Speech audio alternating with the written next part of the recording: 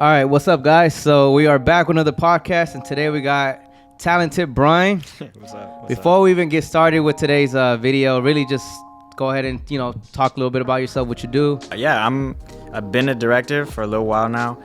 Definitely dabble in directing / editing. Like I go between. Like I commercially edit, but then I'd like to direct, and I have a lot of things to say and like a lot of just vision for a lot of projects creatively. But yeah, I guess that's my main two things. A lot of music videos, a couple films now, and fresh out of school, so just trying to what reminds me, that film that you did, the dancing, the one, Lifeline. She didn't talk, right? Yeah, Tanisha Wiltshire. That's a friend from way back. That was like my second film ever. That was a good film. Thank you, bro. All right, so actually, you got to give me the link so I can put it down. I will. That's Trust an me, you guys got to watch yeah. it. It's actually legit good. I watched the whole thing, and it's hard for me to because the attention span is bad. For sure. But that one was good throughout. Like I even got to show John. Actually, that was a good one. Thank you, man. But today I really want to talk about one thing that I feel like a lot of people overlook, a lot of filmmakers, because a lot of people are now doing freelance work. They're doing it themselves. And I see a lot of your videos, and you always tag like you have a DP. There's like different people. Obviously, there's budget at times, but talk about how you go about it. Sometimes is there a budget, or how do you guys handle that? Maybe for other creators to kind of get some tips and advice from your point of view. Yeah, that's a good question. I think the thing that's most I guess the most important thing to me, like when it comes to creating projects or like creating something strong visually, is one, you have to have the vision for it. Two, you have to have like a strong group of people around you to like help build that project to be the best that it can be. Because like I feel like in some arenas, like I can't do everything. I know you could relate to that, and like not any commercial director could relate to that. Like you can't single hand, like if the video requires a lot of production design, or you need someone to design the costumes, or you need someone to build like a weird prop for you, or like whatever it is, or you need to rent certain lenses, or you need a certain location. Like there's so many different like variables all the time, and I feel like for people who believe in themselves the best as a visionary or as a director or as an artist, like you need to trust your squad, your people, to like help propel that vision to where you want it to be. And sometimes that require that, like it's best for you to do that if you get things taken off your plate that you're not as good at as some other people. So long story short, like I have a tight group of people, like a tight core group of people that I've worked with for years now. Like Jared, Seattle Jared, my brother, he's like, we came up out of Seattle together. We knew each other before college, and we worked all 4 years of college together, like on every single project basically.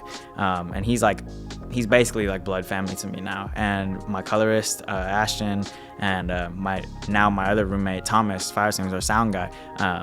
It's really nice to have like a really core group of people that you trust, that we've worked with creatively for years. But then when it comes to expanding it like into a larger arena, I always think it's one, like a blessing to be able to ask people to come help with projects, and people to be open to that because they've seen your work. Mm-hmm. So that's the first thing, I guess. If someone sees your work, or someone that wants to be a part of a project that you do, it's like, hey man, like I got this project, boom, like I have this spot for you, boom. And they're like, yes, like I've been waiting for it, like let me do it.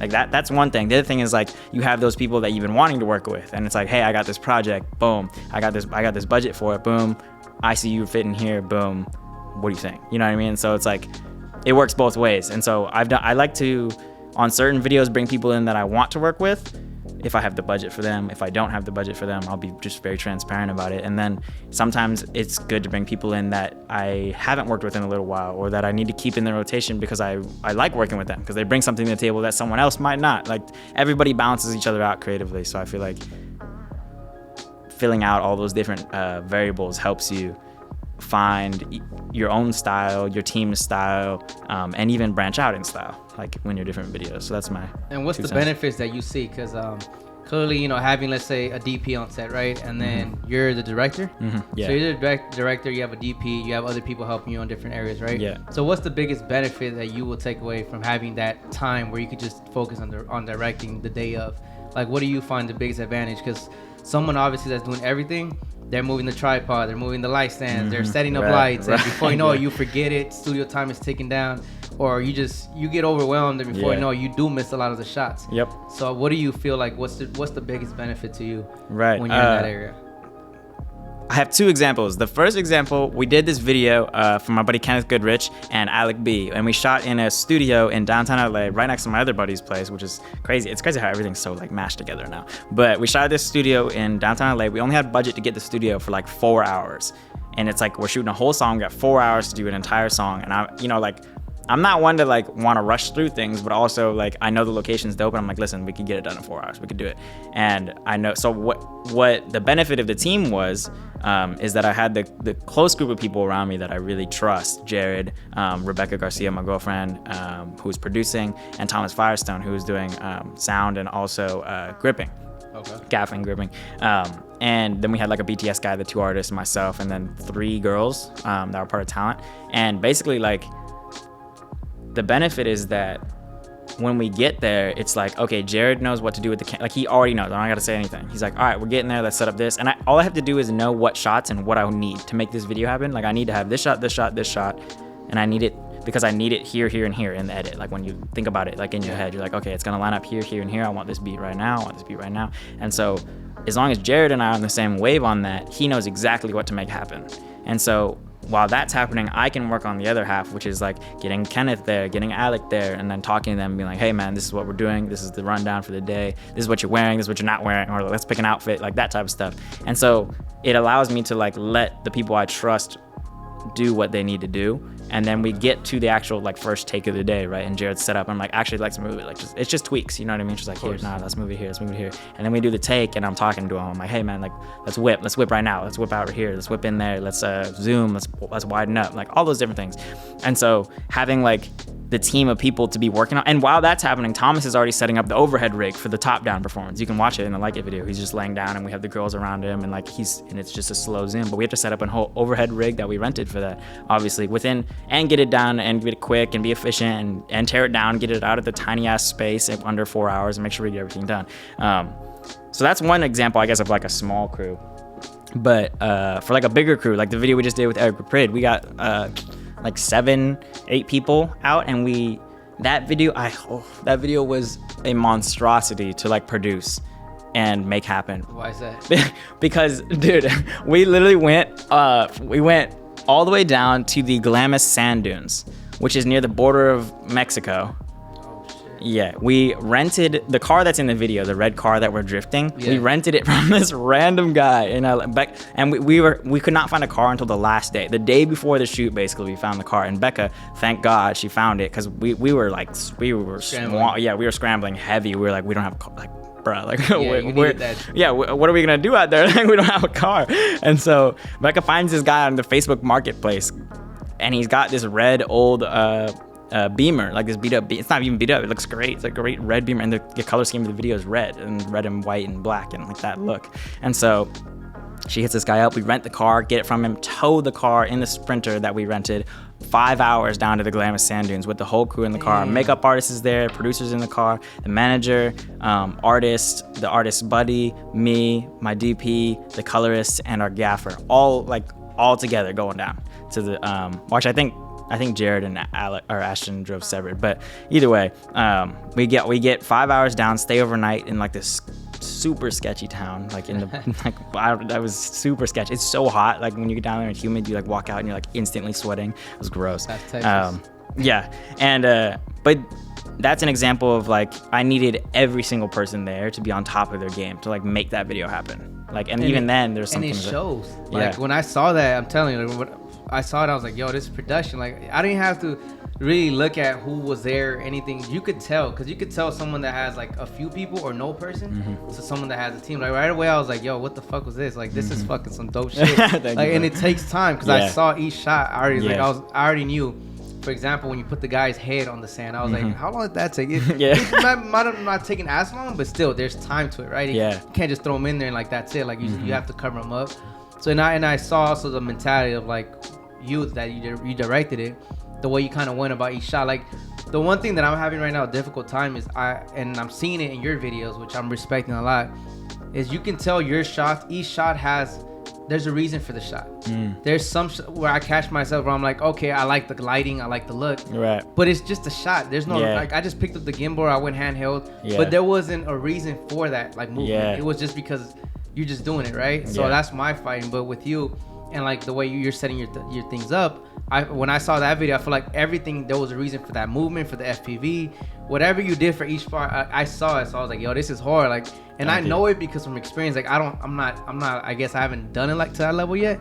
I've done it, but it's still like, as far as I'm directing and I'm DPing. Yeah, for sure. You're directing and then you have your DP. That's the biggest benefit. I have yet to find, like, I guess, a DP that I can trust. Link up with our guy, man. Link up with us. I have to actually. You know what? I'm gonna get his info right after this, bro, because he gets down. Yeah, you know what? I should have hit you up because I hit you up about the FPV. Yeah, because he got Brock down. is really. Oh man, Brock killed that. So I've been wanting to work with Brock for a minute. We went to the same school together. He's a year older, maybe 2 years older. Forgive me, I don't know, but he's a couple years older than me, and he's been flying FPV drones for a little while now, and I've been seeing it on Instagram. Just like I keep up with you, I keep up with somebody else on Instagram. I see it, and I know FPV is hot right now. It is so hot right now. Like Kid Leroy Stay, Vince Staples, Law of Averages, like everybody's using FPV, man. Right. And so I was like, oh, like this is a good one. This would be, because like, I mean, when you go out to the desert, like you want to see the spectacle, like not just the desert, like the sand dunes, like you don't get that just anywhere. Like that's a location we worked hard to get to, you know? So I'm like, no way we're going out there and we're just gonna shoot one dinky wide on a tripod. Like I was like, no. Like we're bringing out the full stops. And so Brock came out, dude, those FPV drones, they're like little bugs with GoPros on them, and they just fly at like light speed. And so Eric the artist is telling me he's walking up the hill like at the sand dunes, and this drone is like flying at like 30 miles like right behind him and stuff, and he's like trying to like maintain his composure because like it's nerve-wracking having like a flying object buzzing. It's like a missile like coming at you, you know? Yeah. And so it was really cool. It was really interesting and fun to see that particular thing. But that just goes back to the idea of having a strong team to like support the vision that you have. And I'm really picky to some extent too. Like I want them to be better than me in some capacity at something that I can't fill that shoot or to the best of my role without overextending myself and like losing out on the vision of it. So Jared, like I've shot so many projects before Jared, like without Jared also, but with Jared as well. Like we would shoot projects together back in the day too. We would just go out when we first came down to LA, and we would just, I think our freshman year of college, we would get our longboards. I was like such a nerd. We'd get our longboards and we just like get on the metro and just stop it. Try to stop at every single metro stop and shoot a little short thing every single time. And we did that for like the entire freshman year. And like, I mean, we had friends and we would just go and go and go. And I have so many crazy stories of like things I never want to see again and things I'd love to just go back and do. Like Chinatown at night for the first time.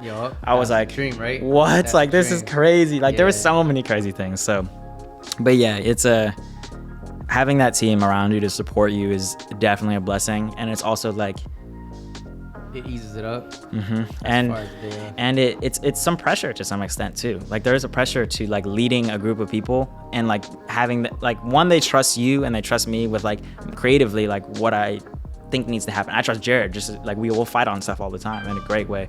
But I was like, it's the idea of them trusting somebody to the extent of to just do their own job. Like just do your job and we're gonna be all right, because the stuff we've done so far is fire, but everybody's name's attached to whatever we end up making, you know?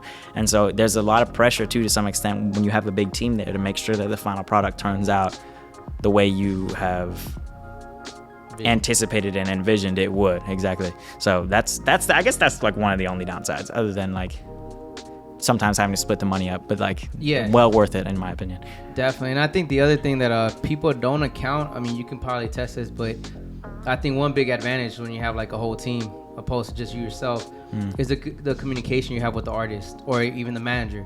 Like you as a director, you could just literally talk with them while everyone's setting up and doing their jobs, opposed to you doing everything. You kind of lose the experience of like talking to the artist, getting to build a relationship, which I've been a big key on, because there's a lot of people that just go, and I was one of them back in the day, where you're just setting everything yourself, doing everything, and then you kind of finish the video like you never really talked to the artist. You never built anything. It's like, what the hell just happened? Like you just shot and then you go home, edit, and that's pretty much it, right? But if you build something, that might be an ongoing relationship with the artist or whoever you're working with, because you know, you guys spoke, you guys got to know each other. So I think that was one little thing that people kind of don't I guess take in. But I mean, as far as the team thing, what else would you give people? Like, why would what, like, why would you tell people, like, you know, make sure, like, or how would you tell someone, let's say their excuse is, I don't have the budget.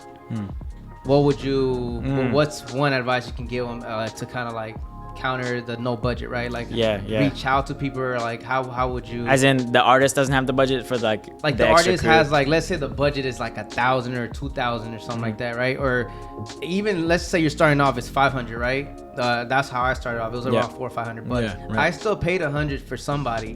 Technically, it wasn't about the money; it was about the creativity. But if someone has the excuse, like, I don't have that type of budget, what would you say in that sense to, like, why they should kind of either cut from the budget or just kind of be transparent? Like, how would you? That's great. I've never had anybody ask me that question, but it's to me, there's like 3 factors I feel like that go into it. The first one is like how much of an investment creatively is the actual project? Like, how good is this song? How good is the artist? How much potential does the song have to blow up? Does the artist have the potential to like actually carry a career, or is this like a one-hit wonder type deal, or is it not even that good? You know, like, because everybody has songs that they've directed or worked on, or projects that they've been on that like they're not super stoked on the content, and that's no big deal. Sometimes it is what it is, but that's the first thing. And to me, it's like, if it's super worth it creatively, there is no budget, I would be like, hey, like, and obviously I can't bring on the whole team. Like, that's just how it is. That's just business. But if there's somebody I want, like if I really want Jared there, or if I really want Ashton to color it, or if I really want whatever to happen, or even if I have so much happening on my plate that I can't do something specifically, I'll just be like, hey, like, I really believe in this project. I really believe in this artist. Here's why. Here's this song. Listen to it. This is what I got for you. If you're down to do it and you have time, let's make it happen. If you're not, it's all good. No worries. I'll figure it out. That's one way I'll go about it. The second thing I think that's really important is to think about is the actual artist itself. Is like, if they don't have the budget to bring on this or that, you're losing out on this or that. So for instance, with the DP, so I'll talk to an artist and they'll be like, hey, we have blank, should do a video. And I'll be like, okay, cool. This is my rate, this is my DP's rate, and then they're like, oh, we don't actually have like we don't have the money for the, you know, it's like, okay, like I get, but I'm like, okay, cool, but we're gonna have to shoot it on the GH5, or okay, cool, we're gonna have to shoot it on this. So even though I know Jared might come and shoot it on the red or this or that, like, there's like a respect thing, which is like, you get what you pay for. So like, I'm gonna make dope content as an artist no matter what, but visually, if you want it to look like it was shot on red, you got to pay to make it look like it was shot on red. That's the end of this. Just simple as that. It's cutthroat. It's simple. It's like, there is a line of quality that costs this much money to do it.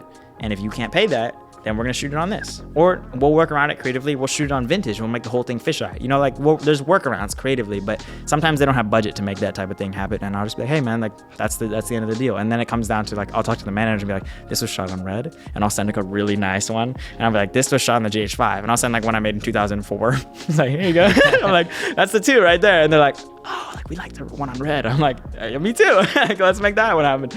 And then they'll make that happen. And then production design, like, it's just like, well, if we have a certain amount of time in the studio, we have to cut this look, we have to cut this setup, just because I cannot one man create all these setups within this amount of time that we have to make it happen within a day. If I have 2 grips and a production designer and a costume designer and the guy or someone on makeup or whatever, and they're handling talent and the other people are building out the set, then yeah, let's get it. You know what I mean? But you gotta pay to make that happen. Otherwise, it's gonna be like, we have to simplify. That's kind of like the end of the kind of statement. Yeah. And the last thing, I guess, that actually, my boy, he actually went to GAF for director. One thing that I saw right off the bat on that particular shoot, because he showed me like a BTS, I think it was on a phone or so. Yeah. But one advantage, I guess, when you have like a team where you're a director, you have a DP, it's because there's time, most of the time I'm director and DP, right? My biggest flaw with that, and I'm always going to state it until I'm able to get a DP, my game would change as far as visual. When you're filming and you're directing and you're both in one, it's hard as you're filming to speak up, right? Because you're concentrating to make sure there's focus. There's so much you're focused on that you really compared to like the BTS that I saw my boy when he gaffed for that director. You heard him talking. Yeah, you heard him. That's powerful, because if you yourself looking at director's monitor, or you're just seeing right there in person, you're able to speak up like, nah, there wasn't enough energy or whatever the case is, right? Opposed like you going home, because you couldn't really speak up as much because you were so concentrated. You didn't look at the main little things that make big difference in the video. For sure. And then you go home and you're editing, like, fuck, like the energy wasn't there. It's kind of weird. Yeah. And that happens a lot. What do you think? Like, Because I think it's powerful. Are you like that as well? Like, yeah. No, I'm a vocal person at the end of the day for the most part, no matter what. I do get what you're saying though, which is like when you're shooting it yourself, or you're like trying, like there's so many extra variables you have to worry about. Like you have to make sure it's exposed, you have to make sure like it looks good, you have to make sure that he's like properly composed, like in the frame, like all those things are important. And so for a lot of the videos, I think this is one of the biggest, personally, I think this is one of the biggest things stylistically that I have as a director that I haven't seen on a lot of people's sets, is that I'm so vocal and I'm so passionate about what's happening. Like when we're doing like the Eric Rapid video, or when we're doing any of the last couple of videos that we've done, honestly, like I'm like full on like screaming. Like when I'm like looking at the monitor and I'm like yelling at them, like I'm yelling at the artist. I'll tell them, I'll be like, hey, like I want more of this, like, or do this or do that. Like and then when it's crazy, I'm like, wow, like there's a joke we had on the set that all the guys were laughing because they always say wow,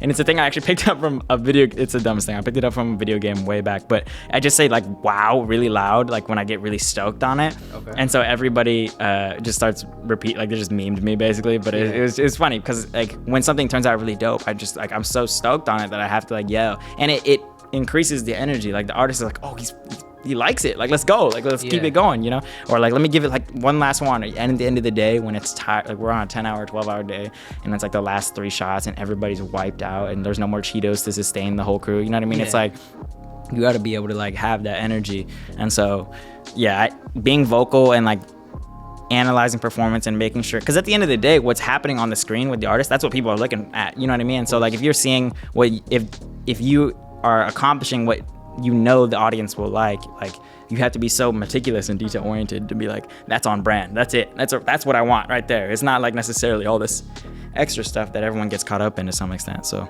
but yeah that's my guess, my 2 cents on that. No, it's good. Nah, so you're 100% on that. That's the one thing I viewed. It's just the whole screaming. And I mean, as a director, I mean, that's your job. Like you have to bring the energy to the artist. If he's not feeling it, it's up to you to kind of get in there and like make it happen, right? Yeah. Because sometimes they be having some shitty attitudes, or yeah, true. If it's not shitty attitudes, they're just not feeling it, or they're like they're not, you know, they're not feeling themselves, or whatever the reason is. I've been in situations where I was a gaffer, and the artist is just like not having it, bro. Yeah, they're not. And my homie's like the director, and he's just like. Just kind of like, I'm like, bro, like speak up, bro. Say like, you're the director. Come on, like, I want to go in there and save your ass. Like, but I feel like director, you have to be powerful. Yeah. And sometimes I think that comes with being a dick at times. Not trying to say we're doing it on purpose, but there's just a vision. Yeah, you expect what you want to happen, and then when it doesn't happen that way, or it's not going that way, you gotta make it work somehow, you know what I mean? Otherwise it's a fail. Otherwise it's a failure in some capacity. And even then, sometimes when you do everything you can to make it work, sometimes you just it's still a fail, you know? Like there's something outside of your control that happens, and that's part of the fun, I think, of filmmaking to some extent too, is like there's an art form to like the outside variables of it. Like you can't predict everything, no matter how strong your vision is, no matter how strong your team is. Like there's always something. Yeah, you never know. Like you could get something could go wrong on any capacity, in any form, in any department, and you never know what it is. Like it's just, that's part of it. And so that also makes it fun, I think, to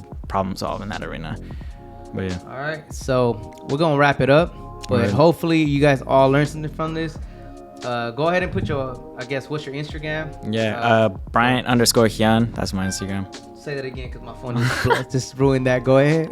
My Instagram is Bryant _Hyun. Check him out. I'm gonna go ahead and put his Instagram here as well, in case you guys didn't hear it good.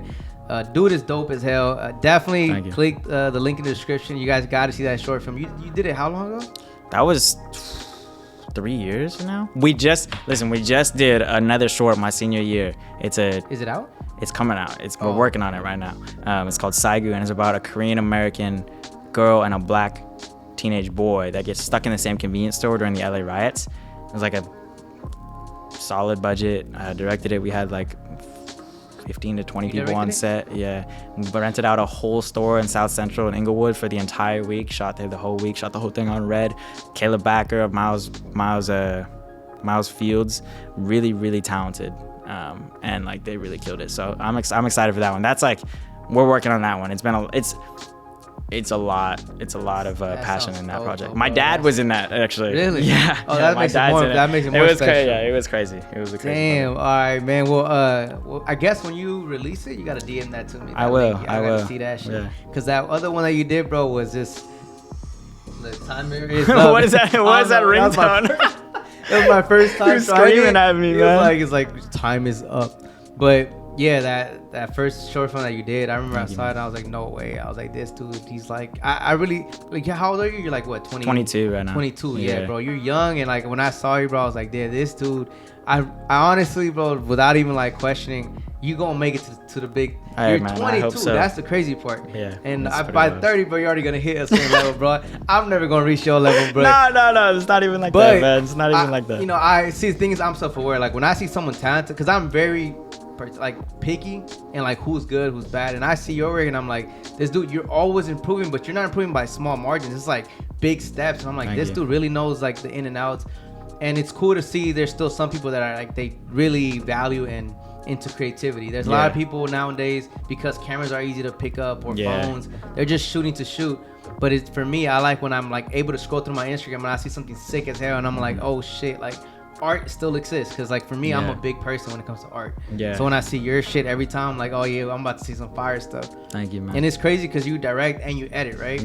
So that's even more crazy because your editing game is just as sweet as your directing. So I'm like, this dude is, and I'm not even sugarcoating shit. It's just dope. Even though you brought me 805, I might be lying. Not just but nah, you overall, you killed it, bro. So hopefully, you know, I can't wait to see more of your videos going forward, and then maybe I can have you back. You know, sometime maybe next year. Kind of follow back and see what's going on with you. Trust me, guys, you guys gonna see big things from him. You might not respond to me later on. I'll respond to you. You sold me my first legitimate camera, man. I remember showing up with that cash, and I was like, please, like, just let this be legit. Let me get a good camera. And here we are, dude. He bought my GH5. How long ago was this? Like that was 5 years ago? 3 or 4 years ago. Yeah, it was right in the beginning of college. Okay. Right when I blew up my shutter the first time in New York City on my G7. I took so many pictures, my shutter broke. You know, I didn't have a camera, and I was like, it's time. It's time to upgrade. And you got the GH5. Yeah, from you. So. And you was with the lens too, right? Was it? No, I had the 1835. Oh, okay, you had that already. So yeah. But, I mean, I could have gotten the lens, I guess, too, but I already had it, so we're good. Okay. I think you had the Metabones on there, though. And you took it with it, huh? Yeah. You did. You sold me the Metabones with it too at a really good price. I remember that because I was like, the Metabones is expensive, man. I was like, it's like $600. Yeah, you're like selling to me. I'm like, wow, this is clutch, and it works. Why did I sell it? I don't know. Hey, I wasn't complaining, man. I was like, hey, I'm not gonna say nothing. I think I had the Evil 1. You probably had. Yeah, you had. So that's why I was like, I didn't like really need it. It was just there. But I sold all my GH5s to get an Evil 1 and an S1, I think. Oh yeah. Probably S1. I don't even know, man. I've gone through so many cameras, but I'm finally done with it. I finally just stuck with A7S3. Yeah. Reason for that is like, I don't know if you heard, but the S1H has been having a lot of corrupted files. Really? I didn't know that. And I'm not the only one. Like, check this out. I actually posted a video talking about that situation. Oh no, you get all the hate, everyone. The Sony versus Panasonic game. There was a lot of good people like saying like, we're getting the same problems. Thank you for speaking up. But there was one guy, bro. And he was like, if you don't put this down, I'm gonna sue you, like this and that. And I was like, what the hell? Like, bro, I'm speaking facts. Like, I'm not the only one looking the cons. It's not even like that. It's just like, it's a normal complaint. Like, it was just a normal complaint. Like, you guys need to fix this. Like, this is a real issue. Like, I was shooting weddings or I was shooting this and that. And like, there's always a corruption file happening every shoot.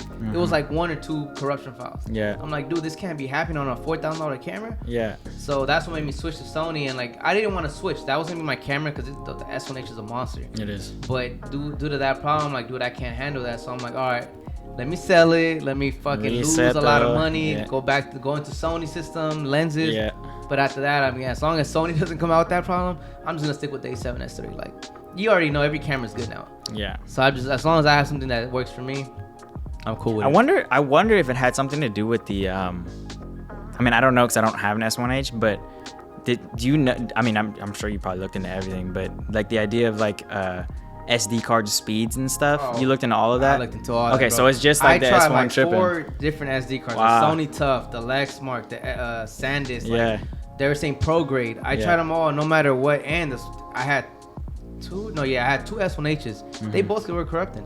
Wow. So it was not was not the camera. It was not the SD cards. I mean, sorry, it was not the SD. It was the cameras. Right. Gotcha. And the first one didn't take to like a year for it to start whatchamacallit, corrupting. Yeah. And then the second one that I bought, it started corrupting within 3 months. So it was like, and I wasn't the only one. Like one of my friends, when the S1H came out, I had it and I was like, what the hell? Like, it's probably just your camera. Like, it's never corrupted on me. So he switched right away. And then for me, it took a year. And then finally that camera started corrupting. And I was like, bro, come on, man. Like, I wasn't minding it because it was music videos. So I was able to, like, just keep recording again, like, trying it again. But there was a time where it happened twice on a wedding on the first, on the grand entrance. Bro. Oh, no, man. Luckily, it was on the first groom and bride. Right. So I still had the other groomsmen before I hit the groom and the main That's point. so But imagine if I let it run and then the whole thing's done. Then what? Then you lost. That's it. There's nothing. And then there was some people saying like, "Oh, you can go here and fix a corruption problem." Like the fact that you got to do that for that camera, like, especially the money you paid to get that camera and the car, like no. So it was just bad, but we went all a little off topic. But anyway, that's what's up. Yeah, so Brian here, appreciate you for coming, bro. We out. We're gonna drink some 805s. Cheers. I finished my shit a long time ago. I was trying to make it last.